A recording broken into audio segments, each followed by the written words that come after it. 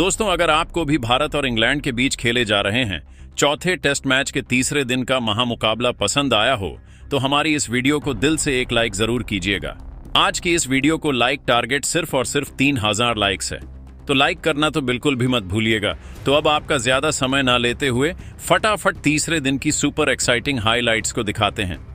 दोस्तों, तीसरे दिन जसप्रीत बुमराह के बाद भारतीय गेंदबाजों मोहम्मद सिराज और आकाशदीप ने ऐसा तूफान मचाया कि इंग्लैंड की पूरी बल्लेबाजी लाइनअप घुटने टेकने के लिए मजबूर हो गई। जी हां दोस्तों, तीसरे दिन का रोमांचक मुकाबला शुरू हुआ तो टीम इंडिया की रणनीति हुई थी कि शुरुआत में ही विकेट निकाले जाएं। दोस्तों, भारत और इंग्लैंड के बीच मैनचेस्टर के ओल्ड ट्रैफर्ड में खेले जा रहे चौथे टेस्ट मैच के तीसरे दिन का खेल इतना रोमांचक रहा कि हर गेंद पर दर्शकों की सांसें थम गई। पहले 2 दिन भारत की बल्लेबाजी ने इंग्लैंड के गेंदबाजों को चारों खाने चित्त कर दिया था। भारत ने अपनी पहली पारी में 498 रनों का विशाल स्कोर खड़ा किया, जिसमें केएल राहुल, शुभमन गिल और ऋषभ पंत ने शानदार शतक जड़े, जबकि रविंद्र जडेजा ने 78 रनों की तूफानी पारी खेली। आज तीसरे दिन इंग्लैंड की टीम बल्लेबाजी के लिए उतरी और भारतीय गेंदबाजों ने ऐसा कहर बरपाया कि इंग्लैंड के बल्लेबाज घुटने टेकने के लिए मजबूर हो गए। जी हां दोस्तों, मैनचेस्टर के मैदान पर सुबह जैसे ही तीसरे दिन का खेल शुरू हुआ, मैनचेस्टर की पिच पर हल्की नमी थी, जो भारतीय तेज गेंदबाजों के लिए किसी वरदान से कम नहीं थी। इंग्लैंड की पारी की शुरुआत करने उतरे सलामी बल्लेबाज जैक क्रॉली और बेन डकेट, जबकि टीम इंडिया की तरफ से पहला ओवर लेकर आए जसप्रीत बुमराह, जिन्हें दुनिया का सबसे खतरनाक तेज गेंदबाज माना जाता है। बुमराह ने अपनी पहली गेंद पर जैक क्रॉली को परेशान कर दिया। गेंद ऑफ स्टंप के बाहर थी, तेजी से अंदर आई और क्रॉली ने इसे डिफेंड करने की कोशिश की, लेकिन गेंद उनके बल्ले को चूम कर निकल गई। दूसरी गेंद पर बुमराह ने एक तेज आउट स्विंगर फेंका, जिसे क्रॉली ने मिड ऑन ऑफ की दिशा में खेलकर 1 रन लिया। अब स्ट्राइक पर थे बन डकेट। बुमराह की तीसरी गेंद एक घातक यॉर्कर थी, जिसे डकेट ने डिफेंस किया। इस ओवर में इंग्लैंड को सिर्फ 1 रन मिला और बुमराह ने साफ कर दिया कि भारत शुरुआत से ही दबाव बनाएगा। टीम इंडिया की तरफ से विकेट की तलाश में दूसरा ओवर लेकर आए मोहम्मद सिराज, जिनकी रफ्तार और स्विंग ने डकेट को तुरंत परेशानी में डाल दिया। सिराज की पहली गेंद एक तेज आउट स्विंगर थी, जिसे डकेट ने हिट की कोशिश की, लेकिन गेंद उनके बल्ले से लगकर विकेट कीपर ऋषभ पंत के दस्तानों की ओर गई। पंत ने छलांग लगाई, लेकिन गेंद उनके दस्तानों से छिटक गई। इस तरीके से बन डकेट को जीवनदान मिल गया।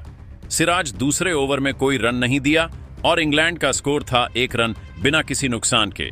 तीसरे ओवर में टीम इंडिया के कप्तान शुभमन गिल ने एक बार फिर से जसप्रीत बुमराह के ऊपर भरोसा जताया और गेंदबाजी करने के लिए गेंद को उनके हाथों में थमा दिया। बुमराह की गेंदबाजी में गजब की धार थी। ओवर की 5वीं गेंद पर बुमराह ने जैक क्रॉली को एक तेज इन स्विंगर फेंका, जो सीधे उनके पैर पर जा लगी। भारतीय खेमे ने जोरदार अपील की और अंपायर ने उंगली उठा दी। क्रॉली ने रिव्यू लिया, लेकिन बॉल ट्रैकिंग में गेंद मिडिल स्टंप को हिट करती दिखी। क्रॉली 4 रन बनाकर पवेलियन लौट गए। इस तरीके से इंग्लैंड की टीम को पहला झटका लग गया। इंग्लैंड का स्कोर अब 1 विकेट पर 5 रन था। जैक क्रॉली के पवेलियन लौट के बाद इंग्लैंड की तरफ से बल्लेबाजी करने के लिए मैदान पर आए ओलीप, जो अपने आक्रामक अंदाज के लिए मशहूर हैं। बुमराह ने ओवर की आखिरी गेंद पर पोप को एक तेज बाउंसर फेंका, जिसे पोप ने डक करके खुद को बचाया। 5वें ओवर में सिराज ने बन डकेट को एक शानदार यॉर्कर फेंका, जो उनके बल्ले और पैड के बीच से निकलकर स्टंप्स को उड़ा ले गया। डकेट सिर्फ 6 रन बनाकर आउट हो गए और बेहद निराश मन से पवेलियन की तरफ लौट गए। इस तरीके से सिर्फ 12 रन के स्कोर पर ही इंग्लैंड के 2 दिग्गज बल्लेबाजों का विकेट गिर गया। बन डकेट का विकेट गिरने के बाद ऑली पोप का साथ देने के लिए मैदान पर अब आए जो रूट, जिन्हें इंग्लैंड का सबसे भरोसेमंद बल्लेबाज माना जाता है। दोनों बल्लेबाजों के कंधों पर इंग्लैंड की पूरी जिम्मेदारी थी। टीम इंडिया को यह बात अच्छी तरीके से मालूम था कि जो रूट भारतीय टीम के लिए खतरा बन सकते हैं। इसीलिए भारतीय कप्तान शुभमन गिल ने रणनीति बदली और 7वां ओवर लेकर आए युवा तेज गेंदबाज आकाशदीप। आकाश ने अपनी दूसरी गेंद पर जो रूट को परेशान किया।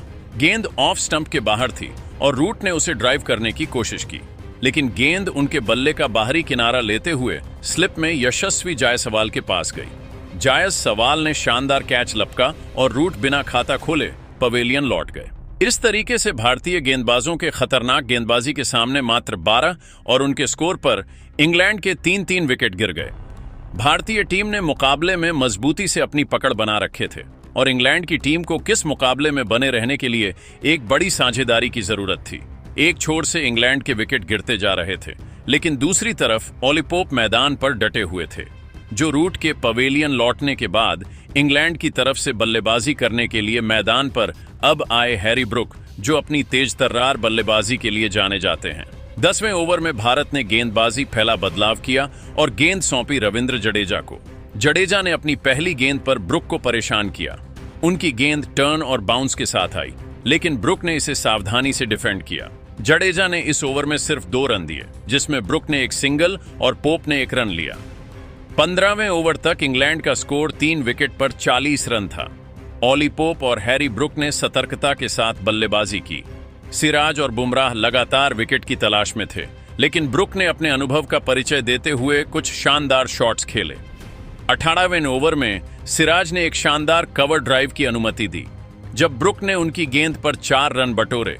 20वें ओवर में टीम इंडिया की तरफ से शार्दुल ठाकुर को गेंदबाजी के लिए लाया गया। ठाकुर ने अपनी स्विंग और सटीक लाइन से ब्रुक को परेशान किया। ओवर की चौथी गेंद पर ठाकुर ने एक तेज आउट स्विंगर फेंका, जिसे ब्रुक ने ड्राइव करने की कोशिश की, लेकिन गेंद उनके बल्ले का किनारा लेते हुए स्लिप में केएल राहुल के पास गई। राहुल ने कोई गलती नहीं की और ब्रुक 15 रन बनाकर आउट हो गए। इंग्लैंड का स्कोर अब 4 विकेट पर 55 रन था।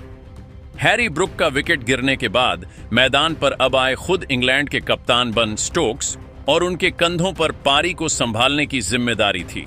25वें ओवर तक इंग्लैंड ने सावधानी से खेलते हुए स्कोर को 4 विकेट पर 80 रन तक पहुंचाया। ओली पोप ने जडेजा के खिलाफ एक स्वीप शॉट खेलकर 4 रन बटोरे, जबकि स्टोक्स ने आकाशदीप की गेंद पर एक शानदार कट शॉट खेला।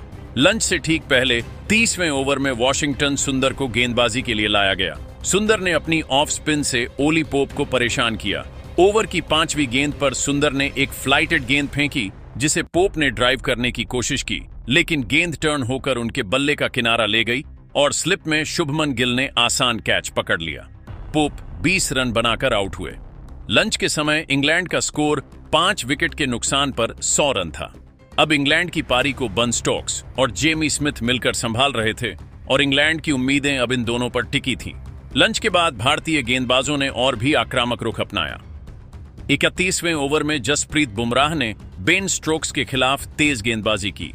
उनकी एक तेज बाउंसर को स्टोक्स ने हुक करने की कोशिश की, लेकिन गेंद उनके बल्ले का ऊपरी किनारा लेते हुए हवा में गई। मिड विकेट पर साई सुदर्शन ने शानदार कैच लपका और स्टोक्स 18 रन बनाकर आउट हो गए। इंग्लैंड का स्कोर अब 6 विकेट पर 110 रन था। बन स्टोक्स के पेवेलियन लौटने के बाद जेमी स्मिथ का साथ देने के लिए मैदान पर अब आए क्रिस वॉक्स। 35वें ओवर तक इंग्लैंड का स्कोर 6 विकेट पर 135 रन था।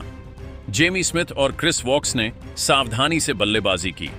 स्मिथ ने सिराज की गेंद पर एक शानदार कवर ड्राइव खेलकर 4 रन बटोरे, जबकि वॉक्स ने जडेजा के खिलाफ एक सिंगल लिया।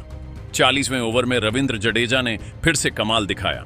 उनकी एक टर्निंग गेंद ने जेमी स्मिथ को अपना शिकार बनाया। गेंद उनके बल्ले का किनारा लेते हुए स्लिप में यशस्वी जायसवाल के पास गई। जायसवाल ने शानदार कैच लपका और स्मिथ 15 रन बनाकर आउट हो गए। इंग्लैंड का स्कोर अब 7 विकेट पर 155 रन था। दोस्तों, जिस तरीके से टीम इंडिया के खतरनाक गेंदबाजी के सामने इंग्लैंड के विकेट गिर रहे थे, उसे देखकर तो ऐसा लग रहा था कि जल्द ही इंग्लैंड की पारी समाप्त हो जाएगी। 45वें ओवर तक इंग्लैंड ने सावधानी से खेलते हुए स्कोर को 7 विकेट पर 180 रन तक पहुंचाया। क्रिस वॉक्स और ब्राइडन कार्स ने कुछ अच्छे शॉट्स खेले। वॉक्स ने आकाशदीप की गेंद पर एक शानदार लॉफ्टेड कवर ड्राइव खेलकर 4 रन बटोरे, जबकि कार्स ने जडेजा के खिलाफ एक स्वीप शॉट खेला। 50वें ओवर में शार्दुल ठाकुर ने कार्स के खिलाफ एक तेज आउट स्विंगर फेंका, लेकिन कार्स ने इसे सावधानी से डिफेंड किया। 55वें ओवर तक इंग्लैंड का स्कोर 7 विकेट पर 210 रन था। वॉक्स ने वॉशिंगटन सुंदर की गेंद पर एक शानदार कट शॉट खेलकर 4 रन बटोरे। टी ब्रेक होने तक इंग्लैंड का स्कोर 7 विकेट के नुकसान पर 230 रन था। टी ब्रेक के बाद भारतीय गेंदबाजों ने और भी जोरदार वापसी की। 61वें ओवर में रविंद्र जडेजा ने क्रिस वॉक्स को एक शानदार टर्निंग गेंद फेंकी, जिसे वॉक्स ने डिफेंड करने की कोशिश की, लेकिन गेंद उनके बल्ले का किनारा लेते हुए स्लिप में शुभमन गिल के पास गई। वॉक्स 35 रन बनाकर आउट हुए। इंग्लैंड का स्कोर अब 8 विकेट पर 235 रन था। मैदान पर अब आए जोफ्रा आर्चर। 65वें ओवर में आकाशदीप ने ब्राइडन कार्स के खिलाफ एक तेज बाउंसर फेंका। कार्स ने इसे हुक करने की कोशिश की, लेकिन गेंद उनके बल्ले का ऊपरी किनारा लेते हुए फाइन लेग पर साईं सुदर्शन के पास गई। सुदर्शन ने शानदार कैच लपका और कार्स 20 रन बनाकर आउट हुए। इंग्लैंड का स्कोर अब 9 विकेट पर 245 रन था। अब इंग्लैंड की पारी समाप्ति की कगार पर पहुंच चुकी थी।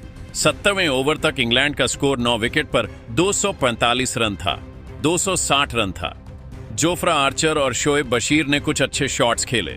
आर्चर ने सिराज की गेंद पर एक शानदार लॉफ्टेड कवर ड्राइव खेलकर 4 रन बटोरे। 75वें ओवर में जसप्रीत बुमराह ने फिर से कमाल दिखाया। उनकी एक तेज इन स्विंगर ने जोफ्रा आर्चर को क्लीन बोल्ड कर दिया। जोफ्रा आर्चर 25 रन बनाकर अपना विकेट गंवा बैठे। इस तरीके से इंग्लैंड की टीम 265 रनों पर ही ऑन आउट हो गई। तो दोस्तों, यह रहा भारत और इंग्लैंड के बीच चौथे टेस्ट मैच के तीसरे दिन की शानदार हाइलाइट्स, जिसमें भारत के गेंदबाजों खासकर जसप्रीत बुमराह के साथ साथ रविंद्र जडेजा ने खतरनाक गेंदबाजी करते हुए इंग्लैंड के टॉप ऑर्डर बल्लेबाजी को घुटने टेकने के लिए मजबूर कर दिया।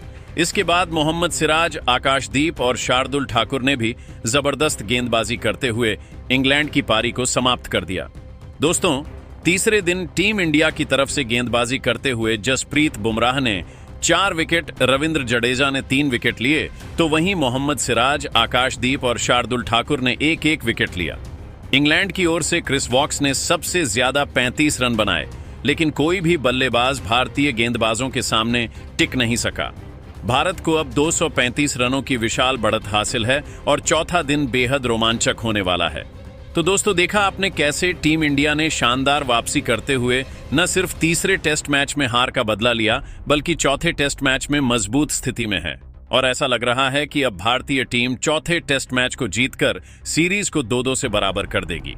लेकिन दोस्तों, अब आपको क्या लगता है, भारत और इंग्लैंड के बीच खेले जा रहे चौथे टेस्ट मैच को कौन सी टीम जीतेगी? क्या टीम इंडिया इसी परफॉर्मेंस को कायम रखते हुए चौथे टेस्ट मैच को अपने नाम करेगी, या फिर इंग्लैंड की टीम पलटवार करते हुए मैच को काफी ज्यादा रोमांचक बनाएंगी? आप खुद नीचे कमेंट करके बताइए और क्रिकेट जगत से संबंधित ऐसी ही नई वीडियो के लिए हमारे चैनल को जरूर सब्सक्राइब करिए। धन्यवाद।